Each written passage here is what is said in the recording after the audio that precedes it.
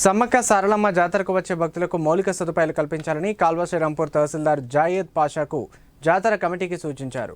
పెద్దపల్లి జిల్లా కాల్వ శ్రీరాంపూర్ మండలం పెగడపల్లి గ్రామంలోని హుస్సేన్ మియా వాగు ఒడ్డున నిర్వహించే సమ్మక్క సారలమ్మ జాతర ఏర్పాట్లను తహసీల్దార్ జాయేద్ పాషాతో పాటు ఎంపీపీ నూనెటి సంపత్, ఎస్ఐ ఓంకార్ యాదవ్ జాతర ఏర్పాట్లు పరిశీలించారు.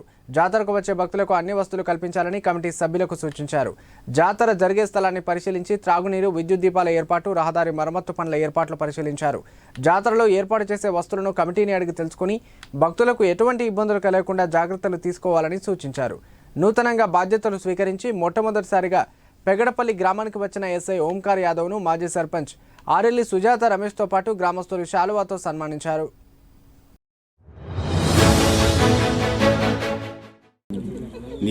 నీటి సౌకర్యం కానీ, ఎలక్ట్రిసిటీ సౌకర్యం కానీ, ఇక్కడ రోడ్డు సౌకర్యం కానీ దాని గురించి పరిశీలించడానికి వచ్చినాం. కానీ ఇక్కడ చాలా చక్కగా ఇక్కడ ఏర్పాటు చేసిన సర్పంచ్ గారు కృతజ్ఞతలు తెలియజేస్తున్నాను. ఇంకో విషయం ఏంటంటే మన ఈ కార్యక్రమము 21, 22, 23 3 రోజులు మన భక్తులు వస్తారు. ఆ భక్తులకు అన్ని సౌకర్యాలు కల్పించాలని ఇక్కడ స్థానిక మన సర్పంచ్ గారికి తెలియజేస్తున్నాను.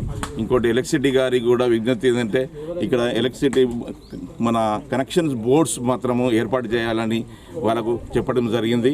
ఇంకా నీటి సౌకర్యం కూడా అన్నీ మనం చూసుకోవాలని వీళ్ళకి అందిస్తున్నాం. భక్తులు వచ్చిన వాళ్ళకు చేసుకొని వెళ్ళడానికి టైం వరకు ఇక్కడ అంత విజయవంతంగా చేసి ప్రోగ్రామ్ని సక్సెస్ఫుల్గా సమ్మక్క సారక్క పెగడపల్లికి విజయవంతం చేయాలని